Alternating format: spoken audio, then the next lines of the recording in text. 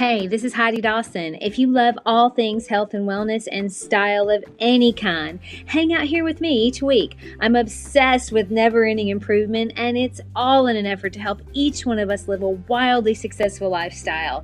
Subscribe today so you don't miss a thing.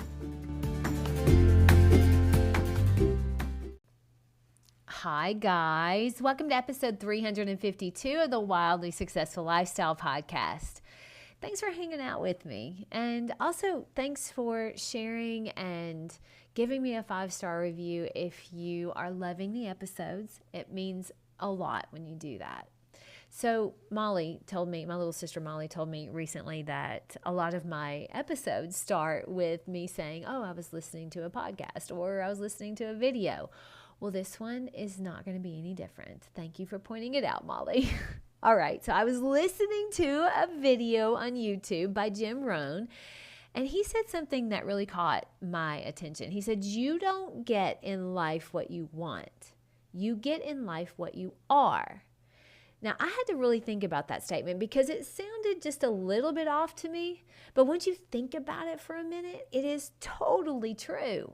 I may want to be healthy, but if I consistently eat foods that are unhealthy, then I'm going to be unhealthy.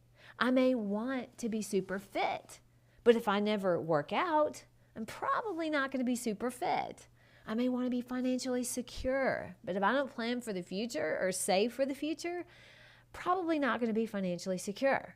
And we have these good intentions, and we will tell ourselves, this is the year, this is it, this is the one I'm getting healthy, this is the one I'm going to get my spending under control, or whatever it is you want.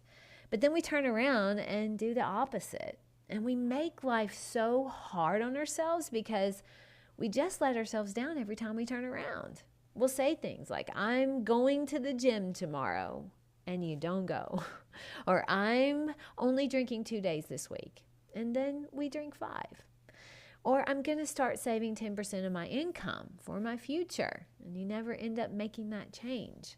And these may seem subtle, but it's death by 1,000 cuts. All those little lies we tell ourselves, they add up. What you tell yourself, it matters. What you say to yourself matters. The promises that you make to yourself matter just as much as a promise you would make to someone else. Honestly, to me, it's better just to be honest with yourself than say something you know you don't mean. I used to say, I'm not going to eat 1 bite of sugar at this party we're going to. Or I would say, I'm not eating anything for dinner tonight because I ate so bad for lunch. Now, at the time I said it, I felt like it was true. But then when it came time and I'm at the party or it comes time to dinner and I'm hungry, I just completely disregard what I had said earlier. And I ate anyway. Or I ate the sugar at the party and probably more of it than I would have. I was acting like it was no big deal, but then I realized I was lying to myself. And part of the reason was because I was being so unreasonable. I know now if I'm going to trust myself, I have to be reasonable. Because if I make a promise to myself, I am going to keep it. No use in being miserable while I do it. So my husband, Eric, and I were back home visiting my big sister and my parents. We hadn't seen them since we were back from vacation, so we brought them shortbread cookies and tea from London. Now, London shortbread cookies are really yummy, in case you've never tried them. So I've told myself that I'm back on my clean eating now that we're back from vacation. Now, my eating was off just a little bit from norm, as you can expect. When we're on vacation, I drank a little bit more than I normally do at home, and I ate things that I wouldn't normally eat. So I'm getting myself back on track. But for some reason, going home is a trigger for me to eat poorly. I'm sure some psychologists could explain it, but I know that's a danger zone for me for whatever reason. And now I've even brought in some of the ammunition in the form of 2 boxes of shortbread cookies. And my mom is also a very, very good cook, which doesn't help. So I have to be realistic with myself. So when I make these promises to myself about what I'm going to do, I know I have to allow for myself to eat 1 cookie or 1 treat or to go off protocol just a little bit. Now, I still want to eat all the things, but because I trust myself, myself and I made that promise to myself, it keeps me from totally derailing. And I did still eat a few things off normal protocol, but nothing out of control. And a big part of that was I was realistic in my expectations. I don't make promises to myself that I know I'm not going to keep. When I make a promise, I'm keeping it. And look, there will still be times where you have to make a deal with yourself. And you will, just like if you had a friend that you promised them something and then something else comes up. We're human. You're going to do that with yourself. The point, really the important thing is being consistent. Getting what we want in life means we have to do the things that lead us in the direction of what we want. Wanting something to turn out differently, but not making the needed changes for that to happen, it's kind of like wanting to make chocolate chip cookies, but you use a carrot cake recipe.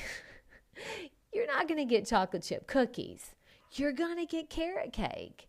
That's so easy for us to understand.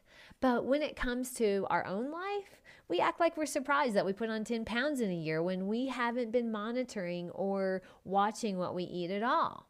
Or we act like we're surprised that we don't have a good relationship when we haven't been putting in time and effort to make it a good relationship when we know that's what it takes.